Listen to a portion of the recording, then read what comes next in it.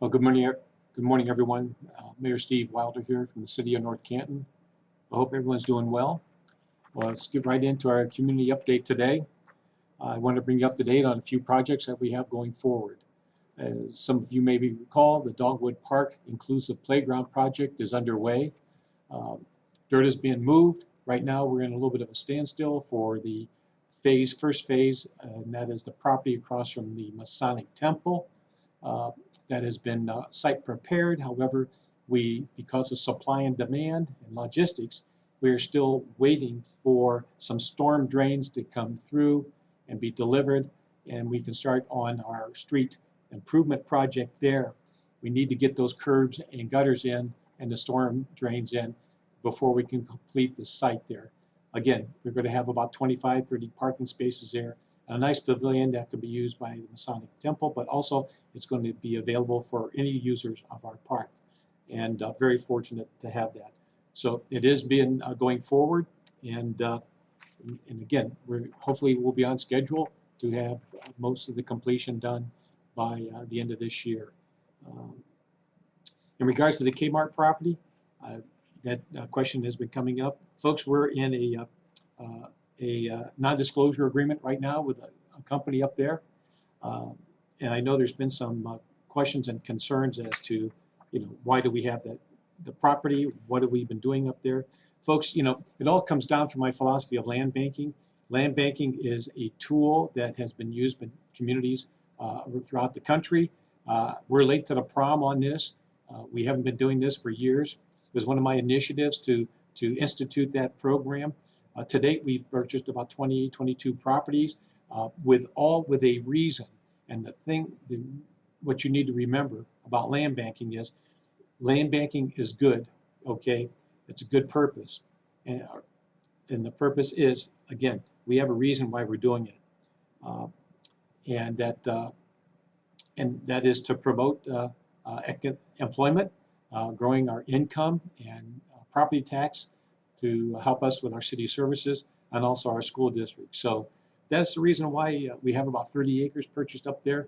I hope to be able to have some announcements here and there soon that all the hard work that we've been doing will have paid off with a site improvement up there. So that's the reason why we have the K-Bar property, and all for the purpose. We have a reason for that.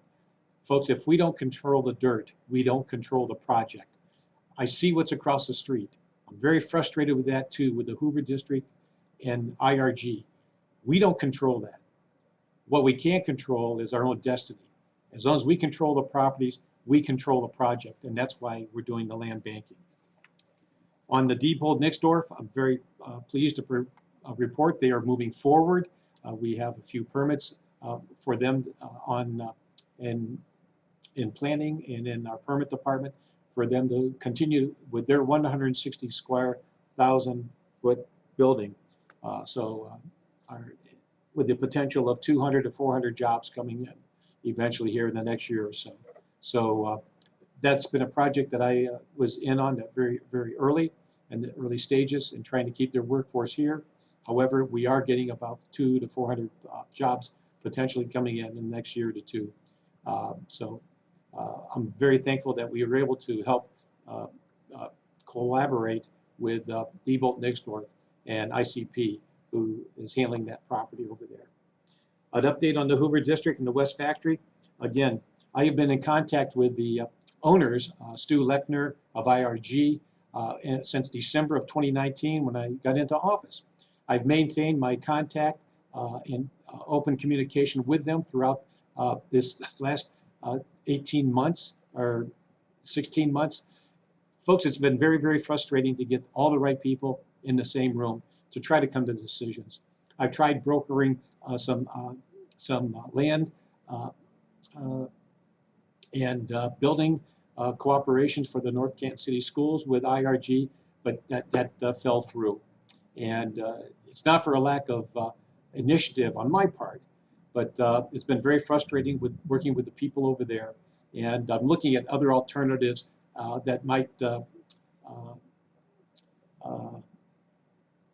that will investigate with building code situations over there. So the conversation goes on. I just spoke with their consultants 2 weeks ago. Folks, until they have a plan that they can present to me, then we just can't go forward. And that's all it is. Please remember, that is owned by a private entity. We have no control over that. And there are still some EPA standards that have to be met. So again, that's all I can say about that for right now. But it's been very, very frustrating in trying to get something accomplished within this term that I've served as mayor. On the Main Street paving project, I believe that's going forward very quickly for us. I appreciate your patience. We have the first section of that done from Apple Grove South to 7th Street. Now, as you know, we're focusing on north of Apple Grove up to Orion, depending on when you came into North Canton or where you live. And I think that's going well. And we're anticipating, hopefully we'll get that project done here within the next week. And it would be less than the 30 days that we projected. But please keep in mind, we're putting down that base coat, and then we'll come back and put down a polymer modified asphalt to help protect the road surface from increasing greater loads and traffic. And hopefully it'll last longer. So I thank you for your patience. Folks, remember this. This project is about 95% funded by state and federal funds. And I know I've had comments, well, why aren't you doing this at night? Folks, that runs into overtime, okay? And for a number of issues for equipment. And we went with the best bid that we have. But doing something like this at night, that just increases the costs. And the money that we save, let's say we save $100,000. Again, that could be used to other street projects here in the city. So I don't see it happening that we're going to finish it off at night.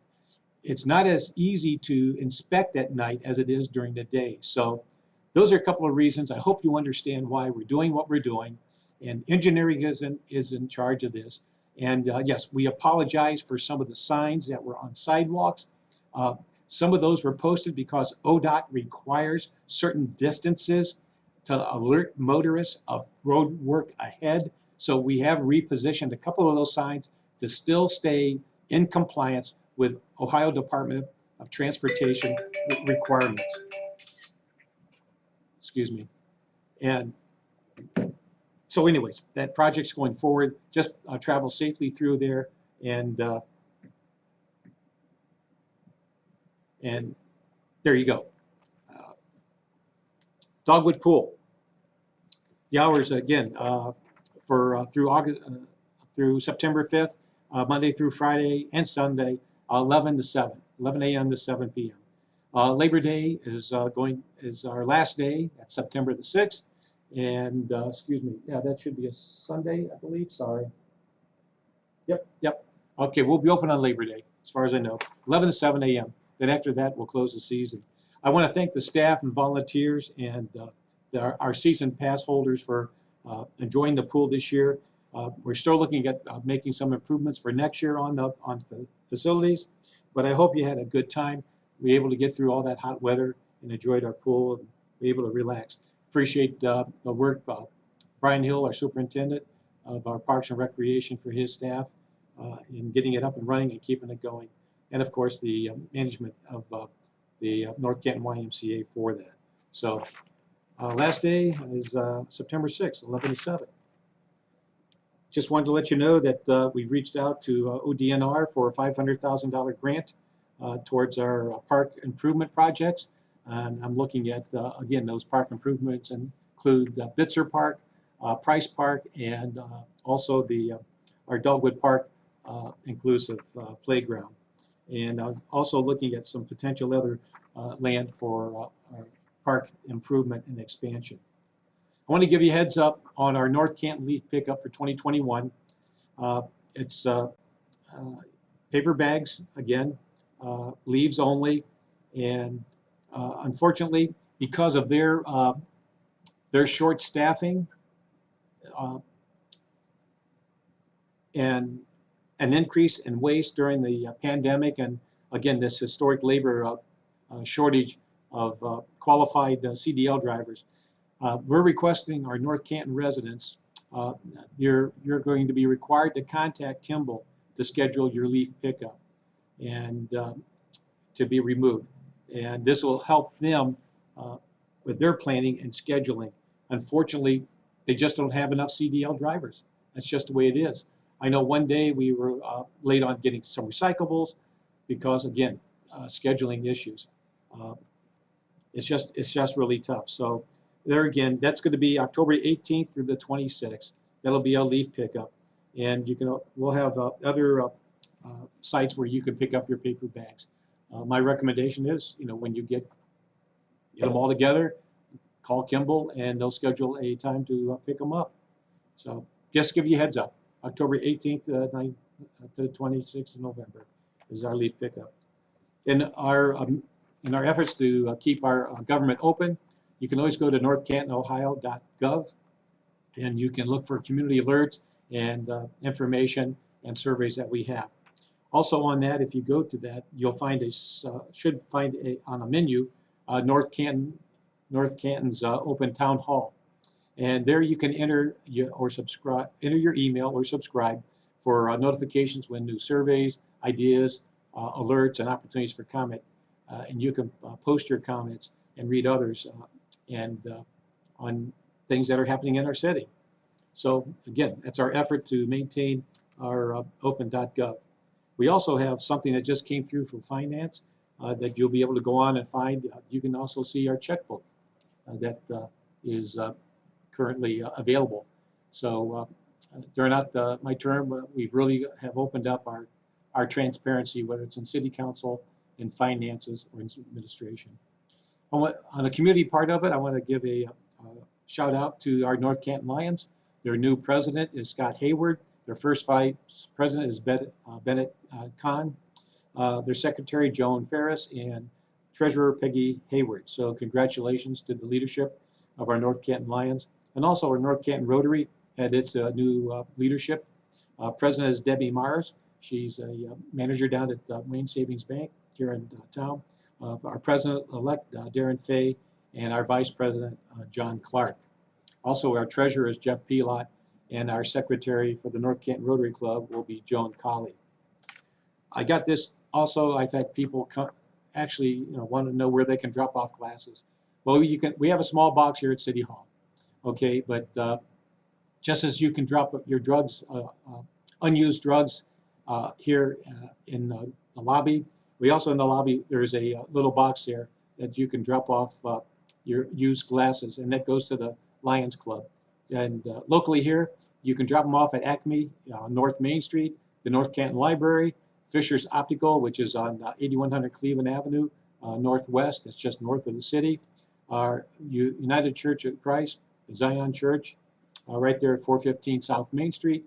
The Eye Clinic at 1605 Portage, right down Portage Avenue or Street Northwest.